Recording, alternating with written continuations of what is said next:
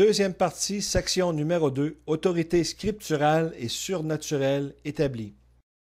Nous sommes donc maintenant dans la dernière des 4 sections de cette étude, section qui est ma préférée parce qu'elle traite de la précision unique des prophéties de la Bible, mais aussi du design intelligent et surnaturel des Saintes Écritures. Aucun être humain ou même aucun groupe d'êtres humains, aussi intelligents soient-ils, n'auraient pu, ne peuvent pas et ne pourront jamais, même avec l'aide d'ordinateurs modernes super puissants, arriver à concocter un système messager intègre et intégré tel que celui de la Bible.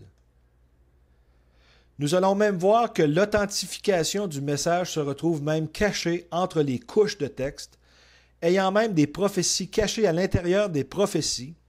Nous sommes privilégiés de vivre à notre époque. Nous avons de bons outils à notre disposition tels que l'ordinateur, les Bibles en ligne, ainsi que les concordances en hébreu pour l'Ancien Testament, mais aussi en grec pour le Nouveau Testament, nous permettant d'aller vérifier l'exactitude de chaque verset de la Bible.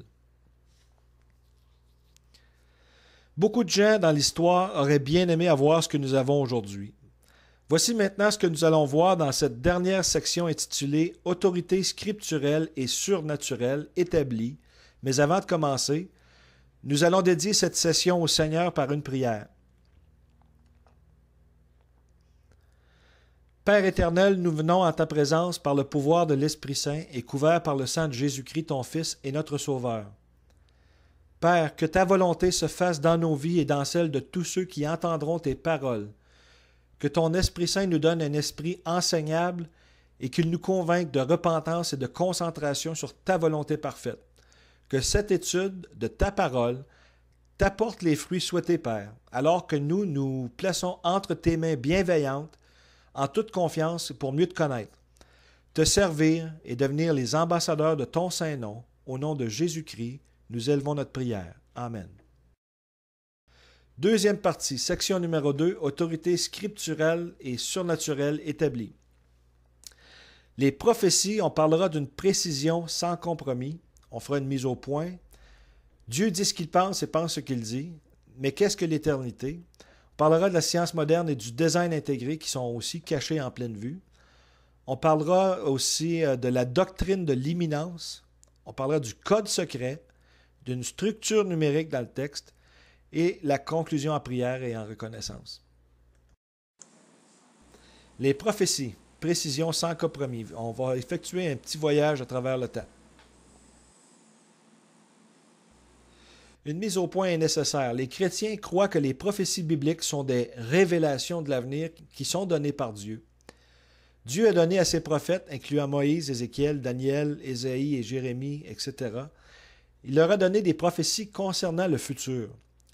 Dieu prépare ainsi les humains par rapport à cet avenir. Il démontre aussi qu'il est le seul vrai Dieu et qu'il est tout-puissant.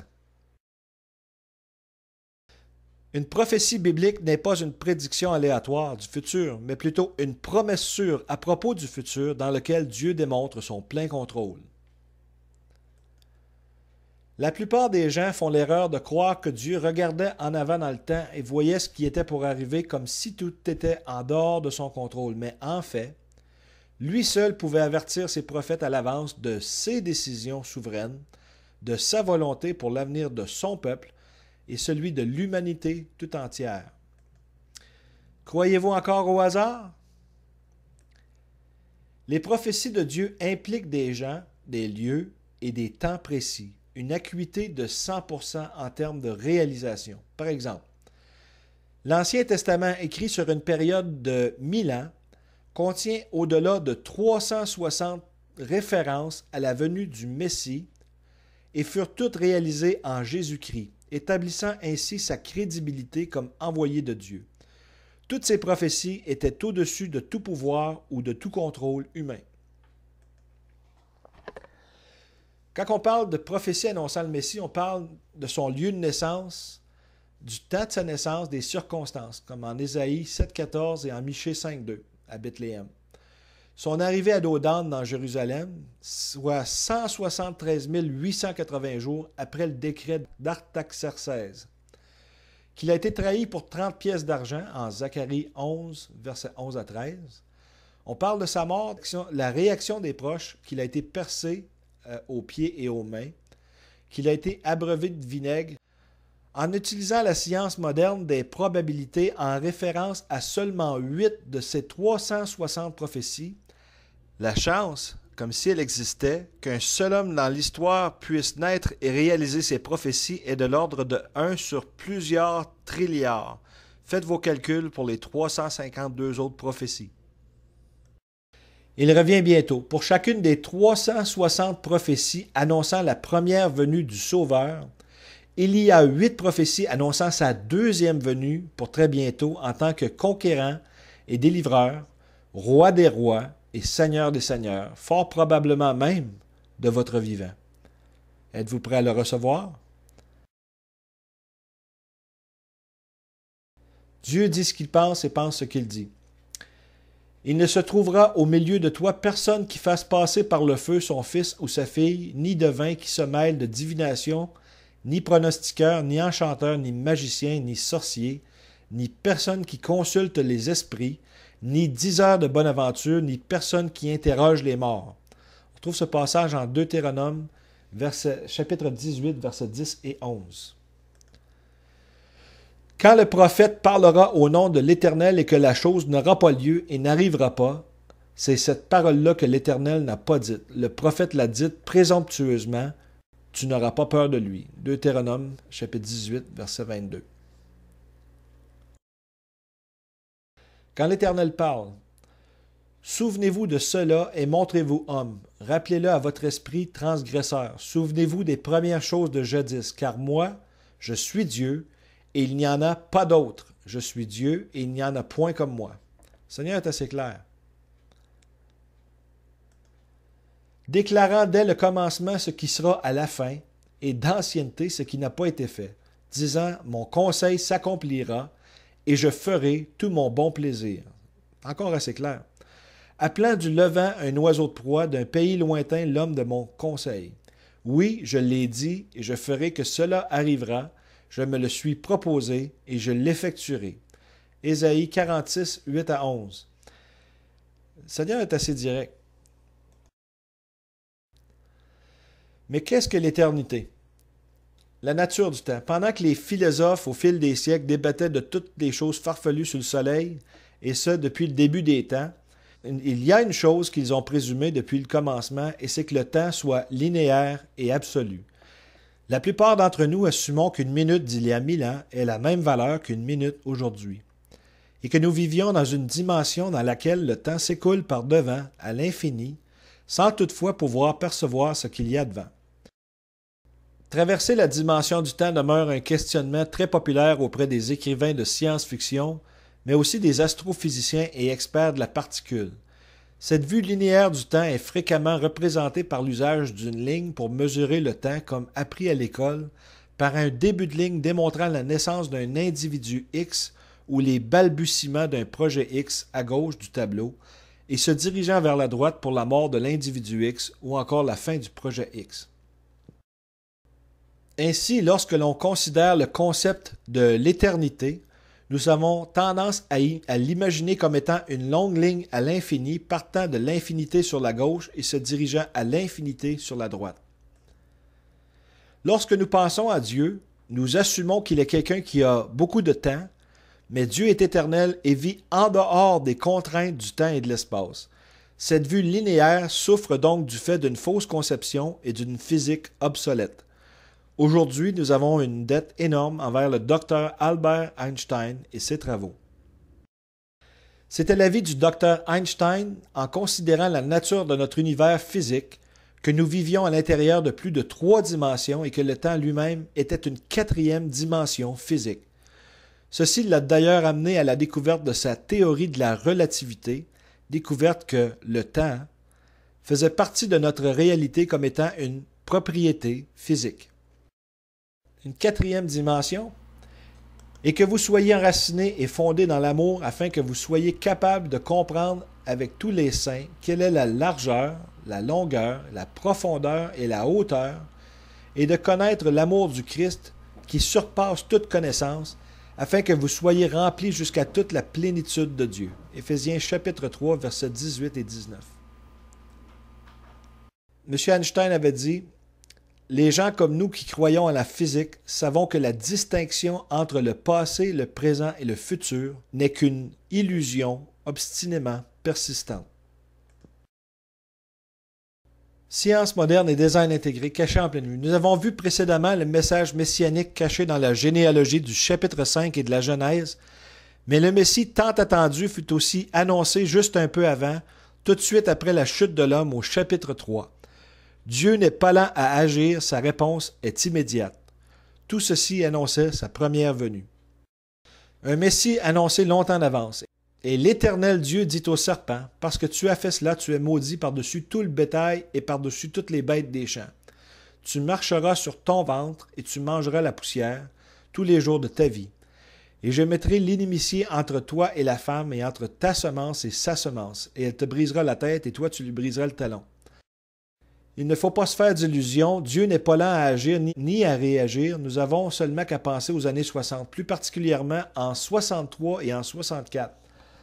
La prière, les 10 commandements sont sortis des écoles, le peuple a abandonné la religion, ce qui est parfois bien compréhensible si on pense aux mauvaises actions commises au nom de la religion. Mais il ne fallait pas abandonner Dieu complètement, puisque Dieu est bien indépendant de nos religiosités humaines. Sa réaction a aussi été immédiate. Il nous a laissé aller vers nos mauvais désirs et nous avons assisté à une hausse des divorces et des avortements, de l'usage des drogues et de l'alcoolisme, de la diffusion de plus en plus ouverte de la pornographie. Les gens se demandent aujourd'hui « Où est Dieu ?» Eh bien, il est encore là, mais le jugement s'en vient aussi pour très bientôt. C'est pourquoi le Seigneur, lui, vous donnera un signe. Voici, la Vierge concevra et l'enfantera un fils, et elle appellera son nom Emmanuel. Ésaïe 7, 14. Emmanuel qui veut dire Dieu avec nous. Et ce passage a été écrit aux environs de 741 avant Jésus-Christ.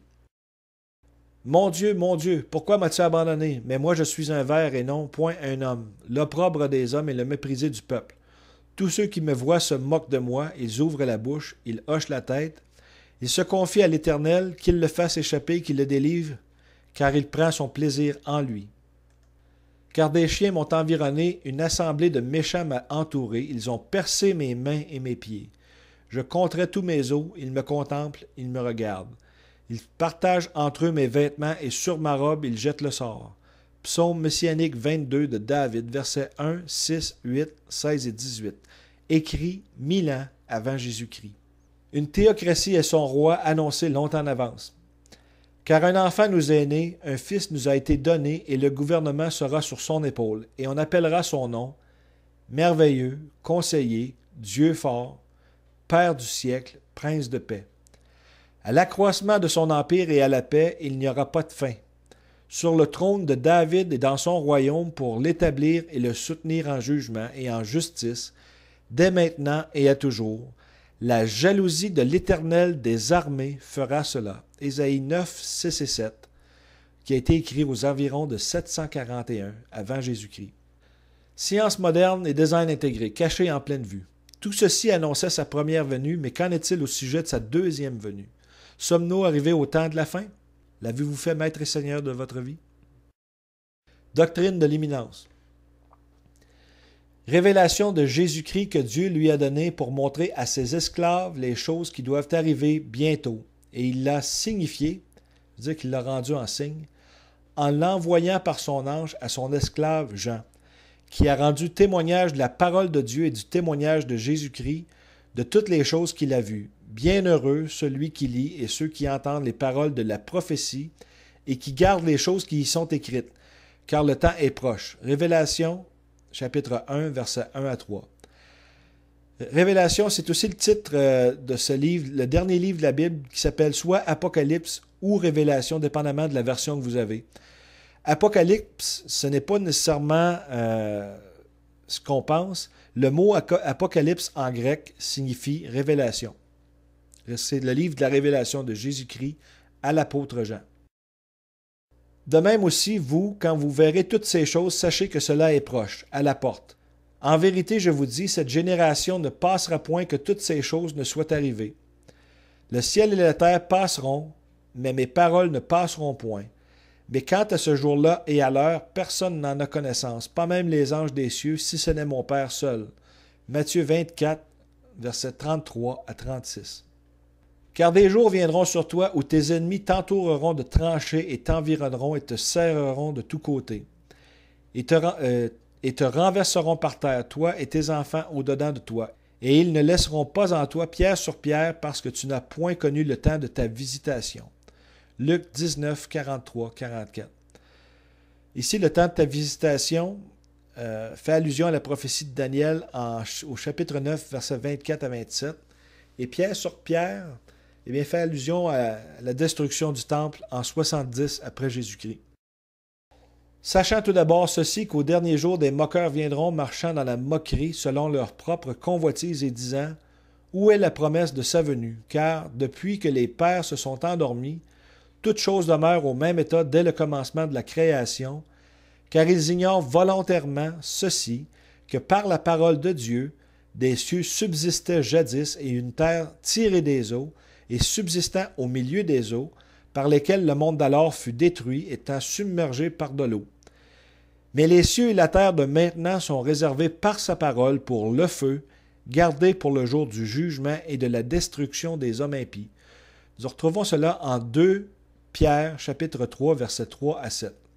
On peut voir ici que la terre d'alors avait été submergée par de l'eau, mais que ce coup-ci, la deuxième, le jugement qui s'en vient, ce sera par le feu. Mais n'ignorez pas cette chose, bien-aimés, c'est qu'un jour est devant le Seigneur comme 1000 ans et 1000 ans comme un jour. Le Seigneur ne tarde pas pour ce qui concerne la promesse, comme quelques-uns estiment qu'il y a du retardement, mais il est patient envers vous, ne voulant pas qu'aucun périsse, mais que tous viennent à la repentance. Or, le jour du Seigneur viendra comme un voleur, et dans ce jour-là, les cieux passeront avec un bruit sifflant, et les éléments embrasés seront dissous, et la terre et les œuvres qui sont en elle seront brûlées entièrement. 2 Pierre, chapitre 3, versets 8 à 10. On va maintenant parler d'un sujet qui est assez controversé dans certains milieux religieux, dépendamment du sérieux qu'on accorde aux Écritures. C'est ce qu'on appelle l'enlèvement au ciel, aussi en anglais appelé le rapture. Car là, on va vous donner une couple de versets par rapport à ça, et on peut vous dire tout de suite, avec certitude, que c'est un événement qui ne s'est pas produit encore, mais qui va venir bientôt. Et ça, ça va se passer avant la grande tribulation qui s'en vient sur la terre. Car le Seigneur lui-même, avec un cri de commandement, avec une voix d'archange et avec la trompette de Dieu, descendra du ciel, et les morts en Christ ressusciteront premièrement. Puis nous, les vivants, qui demeurerons, nous serons ravis ensemble avec eux dans les nuées, à la rencontre du Seigneur dans les airs, et ainsi nous serons toujours avec le Seigneur. Consolez-vous donc l'un l'autre par ces paroles. 1 Thessaloniciens, chapitre 4, versets 16 à 18. Il y aura un enlèvement au ciel bientôt pour l'Église de personnes croyantes, ayant donné leur vie au Seigneur Jésus. Il a préparé une place pour nous. L'avez-vous fait, Maître et Seigneur de votre vie? On va maintenant parler de la 70e semaine de Daniel. Ça, c'est une des prophéties les plus importantes de la Bible, ou des plus populaires. Voici donc au livre de Daniel, au chapitre 9, versets 24 à 27. 70 semaines ont été déterminées sur ton peuple et sur ta sainte ville, pour clore la transgression et pour en finir avec les péchés, et pour faire propitiation pour l'iniquité, et pour introduire la justice des siècles, et pour sceller la vision et le prophète, et pour oindre le Saint des Saints. Le verset 24, pour mettre un terme final à la vie sur terre, ou à la fin des temps. Au verset 25, « Et sache et comprends, depuis la sortie de la parole pour rétablir et rebâtir Jérusalem jusqu'au Messie, le Prince, il y a 7 semaines et 62 semaines, soit 173 880 jours. La place et le fossé seront rebâtis, et cela en des temps de trouble. » Nous avons donc 69 semaines d'année. Le verset 24 indiquait 70 semaines d'année. Maintenant, au verset 25, nous en avons 69. Et après les 62 semaines, le Messie sera retranché et n'aura rien. Et le peuple du prince qui viendra, destructeur, Il détruira la ville et le lieu saint, et la fin en sera avec débordement, et jusqu'à la fin, il y aura guerre, un décret de désolation. Ça ici, c'est ce qui s'est produit en 70 après Jésus-Christ, la destruction du temple. Et au verset 27, « Et il confirmera une alliance avec la multitude pour une semaine d'année. Et au milieu de la semaine, il fera cesser le sacrifice et l'offrande. Et à cause de la protection des abominations, il y aura un désolateur, et jusqu'à ce que la consomption et ce qui est décrété soit versé sur la désolée. » Le verset 27 est à venir. Il y a donc une semaine d'année qui manque. Mais comme ont été les jours de Noé, ainsi sera aussi la venue du Fils de l'homme. Car comme dans les jours avant le déluge, on mangeait et on buvait, on se mariait et on donnait en mariage, jusqu'au jour où Noé entra dans l'arche. Et il ne connut rien jusqu'à ce que le déluge vint et les emporte à tous. Ainsi sera aussi la venue du Fils de l'homme. On fait ici allusion à la Genèse chapitre 6, en Matthieu 24, versets 37 à 39. Et pour comprendre ce qui s'est passé, il faut regarder au passé pour mieux discerner le présent et l'avenir. En Genèse chapitre 6, il est écrit « Et il arriva quand les hommes commencèrent à se multiplier sur la face de la terre et que des filles leur furent nées, que les fils de Dieu virent les filles des hommes, qu'elles étaient très belles, et ils se prirent des femmes d'entre toutes celles qu'ils choisirent. Et l'Éternel dit, « Mon esprit ne contestera pas toujours avec l'homme, puisqu'il lui n'est que chair, mais ses jours seront de 120 ans. » Genèse chapitre 6, versets 1 à 3. Ici, on a affaire à des rejetons géants. Les fils de Dieu, c'est connu sous le terme hébreu Ben Elohim. Néphal qui veut dire tomber ou déchu.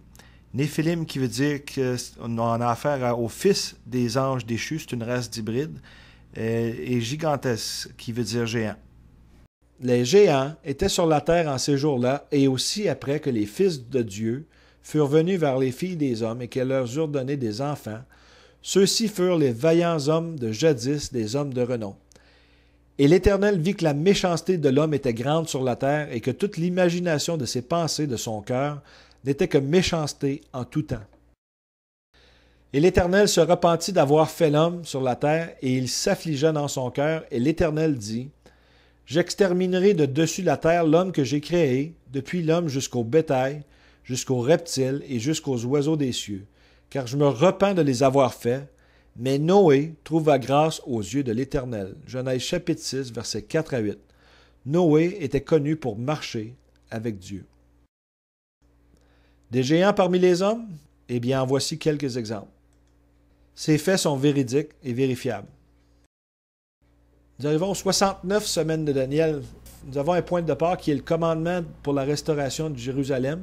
Le décret d'Artaxerxès Longimanus le 14 mars en 445 avant Jésus-Christ. Nous avons la Septuaginte 300 ans plus tôt. Le point d'arrivée, soit le Messie.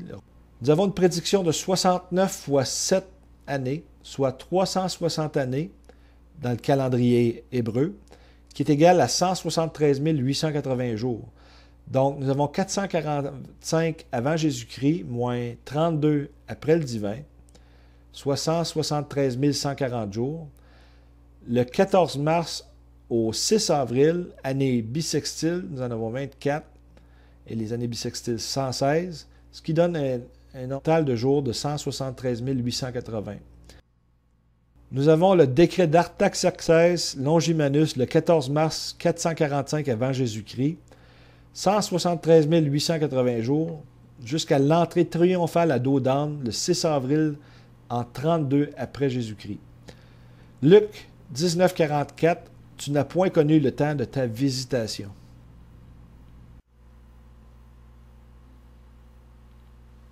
Nous avons donc 7 semaines et 62 semaines d'année, ce qui donne un grand total de 69 semaines au verset 25. Au verset 26, nous avons un intervalle. Et nous avons au verset 27 la 70e semaine de Daniel, qui est une période de 7 ans. Et dans le milieu de ces 7 ans, il y a un 3 ans et demi, ou ce qu'on appelle aussi la grande tribulation.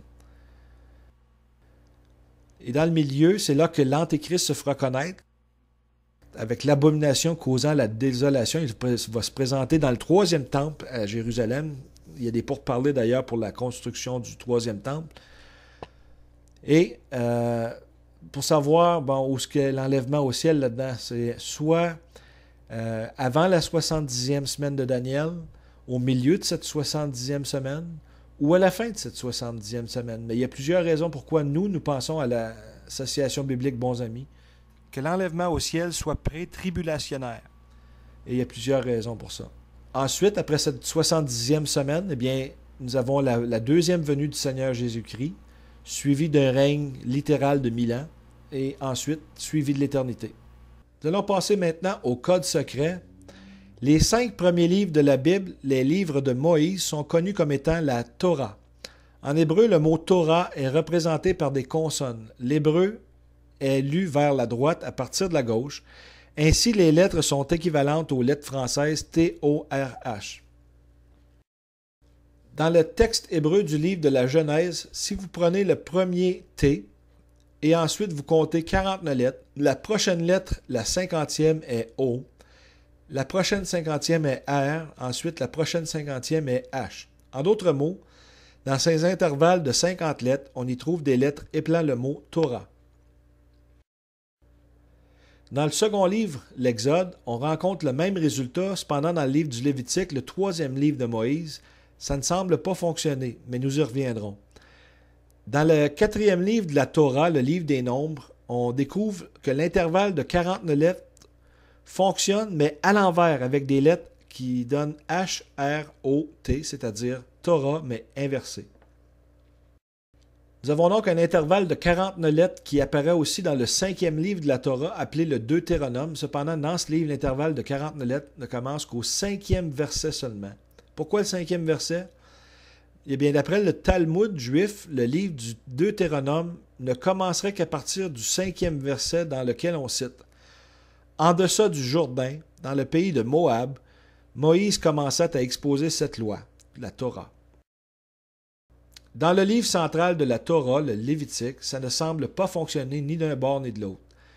Par contre, cela fonctionne pour le tétragramme YHWH, le nom sacré de Dieu, Yahweh ou Yahvé ou Jéhovah, traduit comme étant l'Éternel dans la version francophone JN Darby de la Bible, si vous comptez par intervalle de 7 lettres.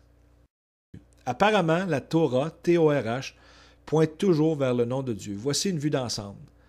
En Genèse et en Exode, nous avons de gauche à droite T-O-R-H. Dans le Nombre et dans le livre du Deutéronome, nous avons H-R-O-T, soit de droite à gauche.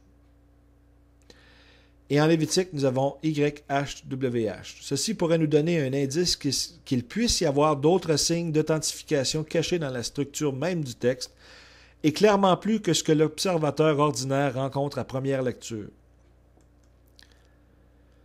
Nous avons affaire à un message d'origine extraterrestre. Nous avons des intervalles de 50. L'utilisation conjointe du nombre 7 avec le nom de Dieu ne devrait pas nous surprendre car dans la Bible, on retrouve des sabbats de jours, de semaines, de mois et d'années et plusieurs autres structures heptadiques, c'est-à-dire une structure faite avec des 7 à travers la Bible. Mais pourquoi y a-t-il celle de 50? Mais dans le judaïsme, chaque 50e année est une année de jubilé et la loi, la Torah, fut donnée aux Israélites 50 jours après leur exode à partir de l'Égypte.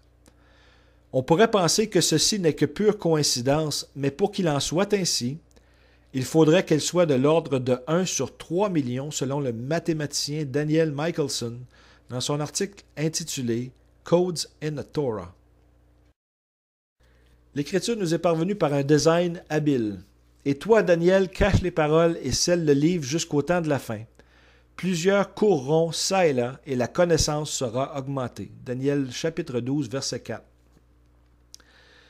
Depuis l'avènement de l'ordinateur, plusieurs ont fait des découvertes importantes dans les Saintes Écritures. La juxtaposition, le recoupage de textes, la recherche sont d'autant facilités, d'autant plus que nous avons aussi accès aux textes originaux, en hébreu et en grec, mais aussi aux concordances permettant de faire une recherche personnelle approfondie dans le confort de nos propres foyers.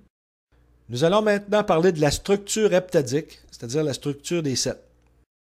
Le texte comporte aussi une structure intégrée à plusieurs niveaux de façon ouverte, subtile, structurelle ou cachée à l'intérieur de couches du texte même. En d'autres mots, nous sommes placés devant l'évidence d'une signature sans compromis, inaltérable. Nous allons maintenant passer à la signature du divin. Imaginez pouvoir bâtir un texte dont le nombre de mots est divisible par 7 exactement. Mais ce n'est pas tout. Vous avez à bâtir un texte dont le nombre de lettres est aussi divisible par 7 exactement. Il faut aussi que le nombre de voyelles soit divisible par 7 exactement et que le nombre de consonnes divisible par 7 exactement. Vous allez dire, bon, ben là, jusque-là, je suis capable. Mais on va rajouter des prérequis. Le nombre de mots commençant par une voyelle doit être divisible par 7 exactement. Le nombre de mots commençant par une consonne doit être divisible par 7 exactement. Le nombre de mots qui apparaissent plus d'une fois doit aussi être divisible par 7 exactement. Là, on commence à être essoufflé un petit peu, mais on se dit, ben, il y a peut-être encore moyen. Mais pour arriver à faire un texte comme celui de la Bible, imaginez maintenant que le nombre de mots qui apparaissent sous plusieurs formes doit être divisible par 7 exactement. Que le nombre de mots qui apparaissent sous une seule forme doit être divisible par 7 exactement. Le nombre de noms communs sera divisible par 7. Seulement 7 mots ne seront pas des noms communs. Le nombre de noms de personnes sera divisible par 7. Seulement 7 autres genres de noms seront permis. Le nombre de noms masculins sera divisible par 7. Le nombre de générations sera divisible par 7, soit 21. Ce que vous avez là, c'est la généalogie de Jésus-Christ que l'on retrouve en Matthieu, chapitre 1, versets 1 à 11, en grec. En conclusion, Dieu a pris les grands moyens pour nous dire qu'il nous aime. Il a donné son Fils unique pour nous racheter de la mort, qui est le salaire du péché. Qu'est-ce que ce monde peut m'offrir de mieux que cette assurance d'être avec mon Créateur pour l'éternité après cette vie? Rien au monde n'égale celui qui sauve. Quel Dieu merveilleux! Si vous ne le saviez pas encore, il vous aime et il est prêt à pardonner vos fautes si vous êtes prêt à les lui admettre et à lui demander pardon d'un cœur sincère et humble. Invitez-le à faire partie entière de votre vie. Demandez-lui d'un cœur sincère dès aujourd'hui de venir demeurer dans votre cœur et demandez-lui aussi qu'il devienne maître et seigneur de votre vie. Les cadeaux gratuits du pardon et de la vie éternelle vous attendent et c'est une promesse sûre que Dieu tiendra. Voici une prière que je vous suggère de lui dire aujourd'hui. Seigneur Jésus, je te demande pardon pour toutes mes fautes et je me repens. Je crois de tout mon cœur que tu es venu sur terre, que tu es mort sur la croix et que tu as amené mes péchés en enfer et que tu t'es relevé de la mort le 3e jour. Seigneur Jésus, je t'invite dans mon cœur et je décide aujourd'hui de te suivre. Seigneur, baptise-moi de ton Esprit Saint et merci Seigneur pour le cadeau de la vie éternelle. Aide-moi à devenir la personne que tu souhaites me voir devenir. En ton nom précieux, aide-moi à te connaître. Amen. Il est écrit, « La parole est près de toi dans ta bouche et dans ton cœur. » C'est-à-dire la parole de la foi, laquelle nous prêchons, à savoir que si tu confesses de ta bouche Jésus comme Seigneur et que tu crois dans ton cœur que Dieu l'a ressuscité d'entre les morts, tu seras sauvé. Lettre aux Romains, chapitre 10, versets 8 à 10. Jésus lui dit, « Moi, je suis le chemin et la vérité et la vie. Nul ne vient au Père que par moi. » Jean 14, 6. Car Dieu a tant aimé le monde qu'il a donné son Fils unique, afin que quiconque, que ce soit vous ou que ce soit moi, croit en lui, ne périsse pas, mais qu'il ait la vie éternelle. En Jean 3, 16. Merci Seigneur Jésus.